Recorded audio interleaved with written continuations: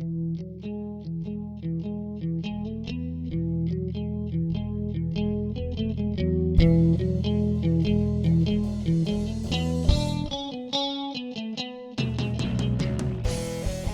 folks, welcome to another edition of the Dielectric Media Podcast. Today, Baldwin here by himself once again, just doing a review of the new video game that just released for Xbox 360 and PS3, Borderlands 2. Oh, and PC, can't forget the PC gamers in that situation. Now, first off, I will start by saying that this is one of the sequels that I have been looking forward to, besides Dead Space 3 later on in the upcoming next year. But I will say that Borderlands 2, worth the money, worth the wait.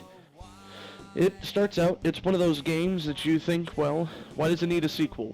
Well, so that way you can actually have a story. The first one, if you remember, you were just a vault hunter with an oblivious name, with oblivious powers, and you ran around big place called Pandora with funny little creatures called claptraps blowing the shit out of stuff with bazillions of guns.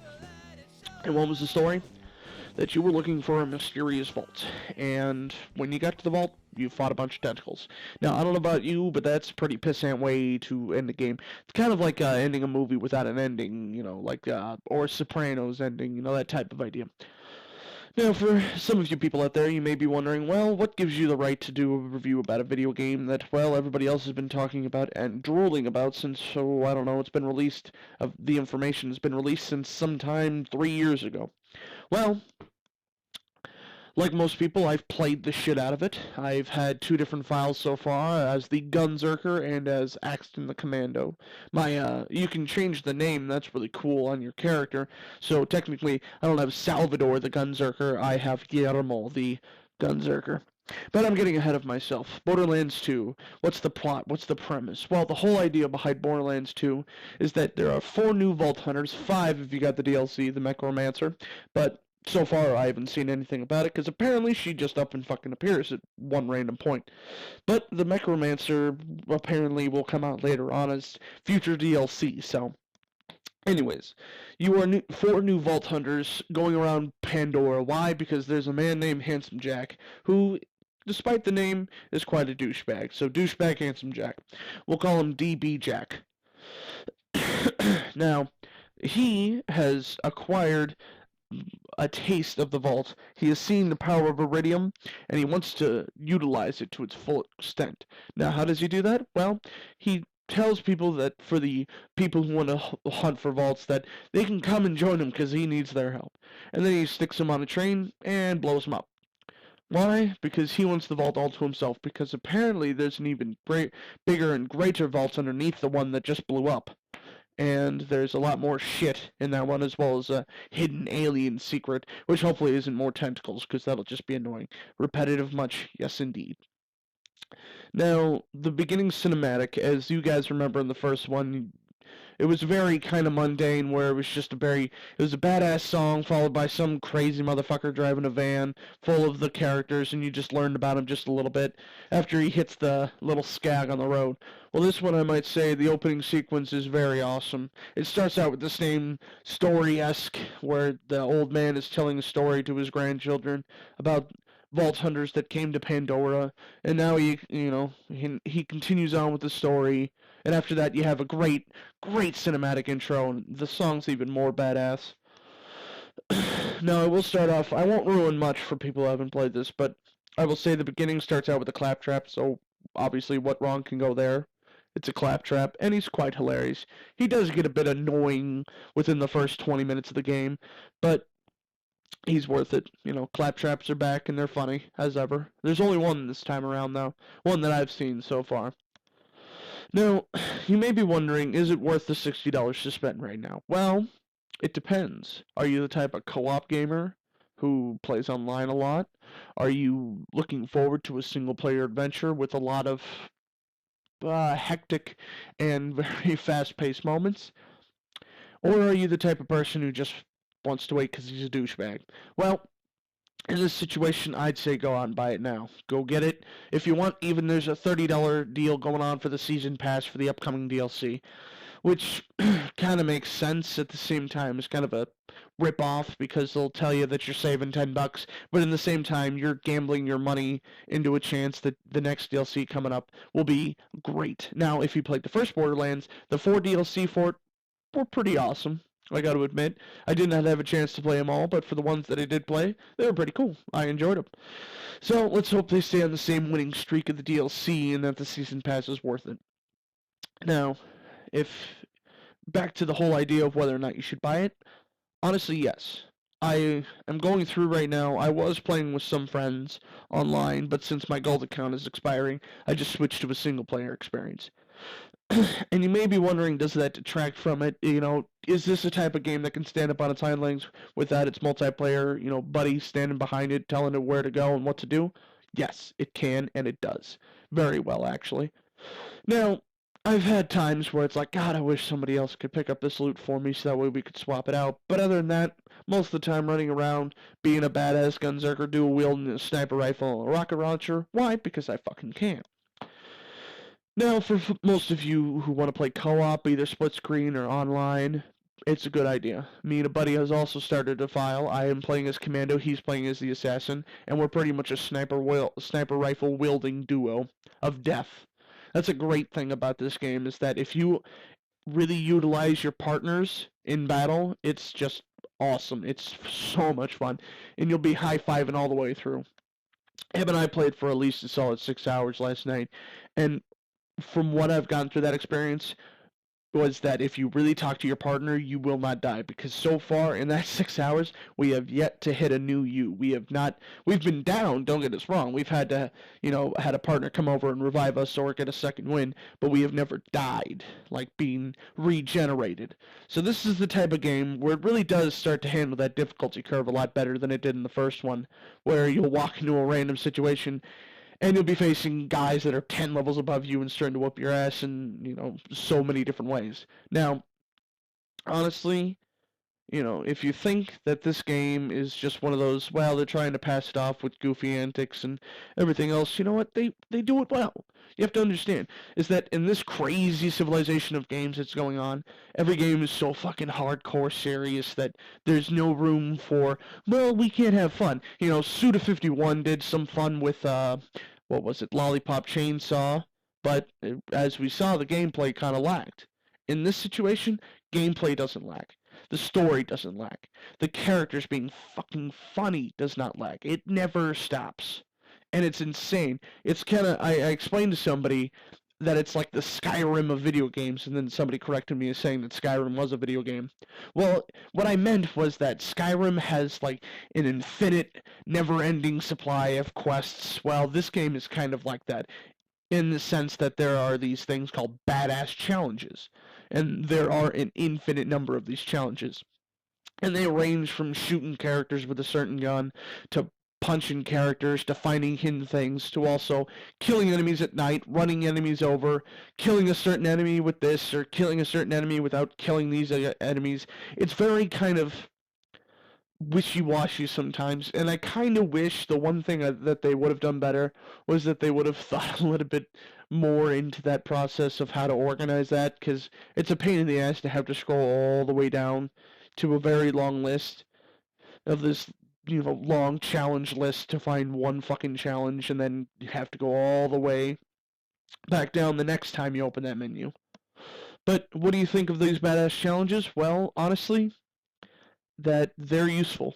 Every time you go up a badass rank, every time you go up a certain amount of ranks, you get a token, and that token can be used to increase everything from your health to your damage to your crit damage to your elemental damage to shield capacity, shield delay. I mean, the list goes on.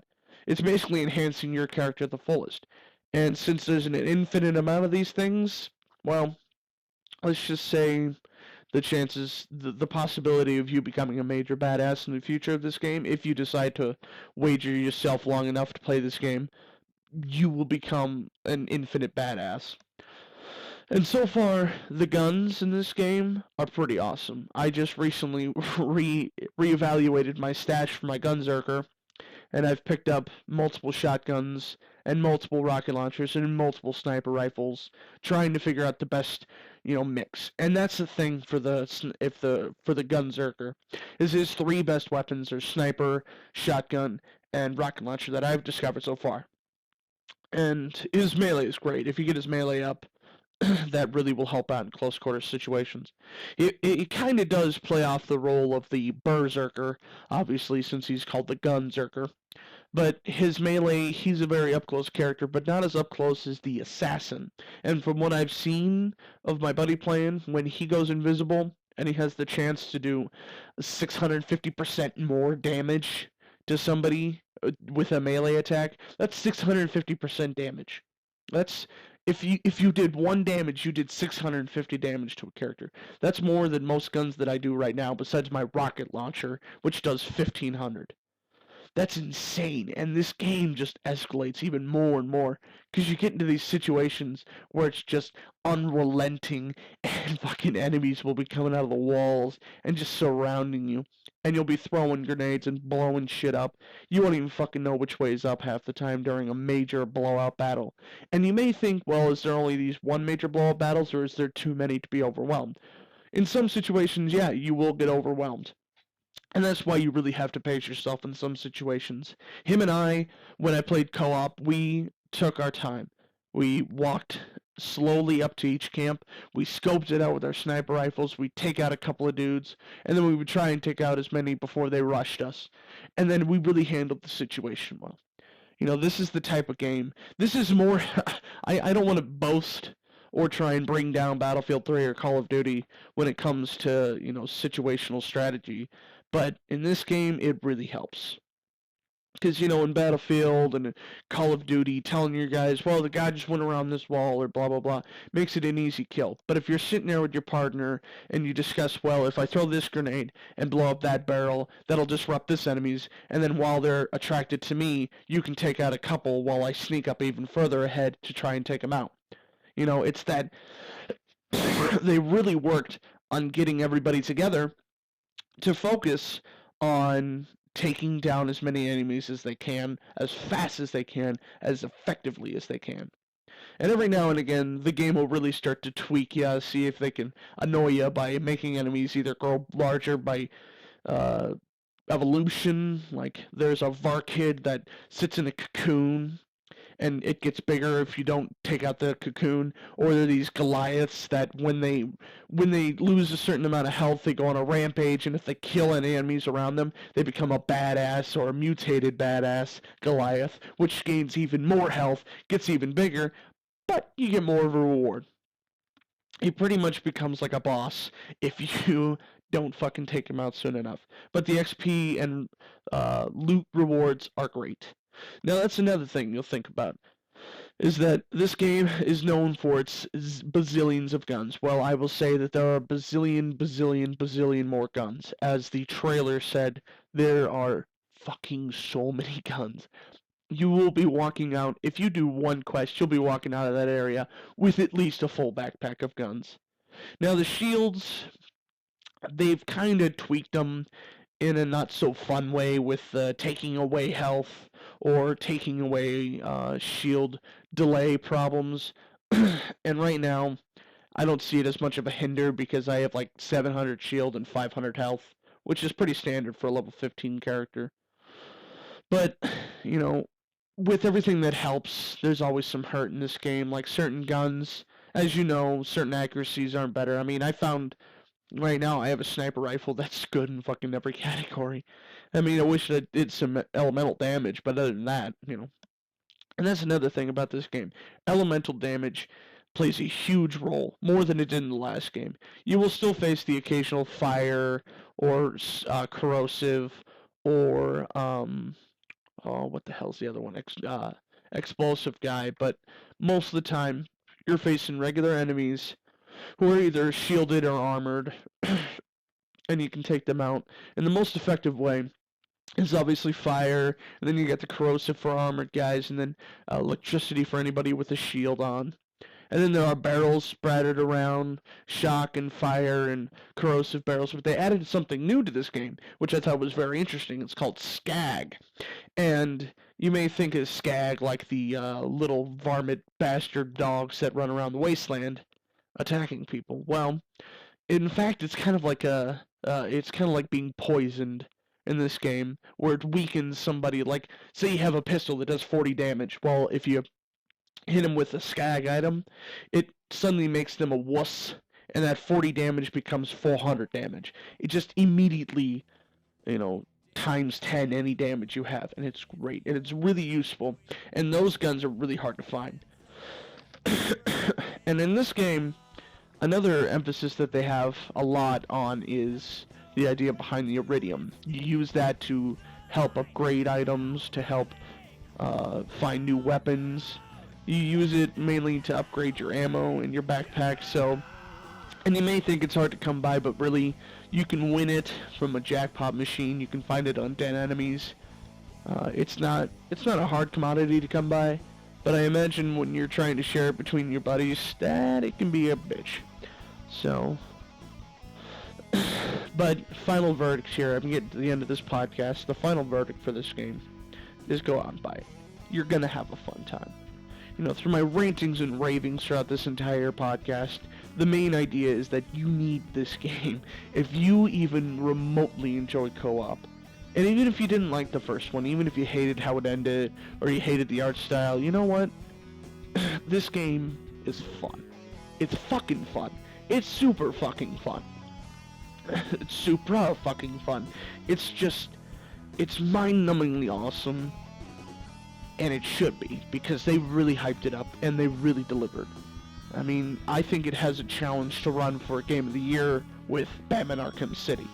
I'm just saying. I'm not going to boast much, but I think those two games are definite possible contenders. So, this has been Baldwin for the Dielectric Media Podcast. I hope you fuckers have a good week. Enjoy the rest of your weekend. Thank you.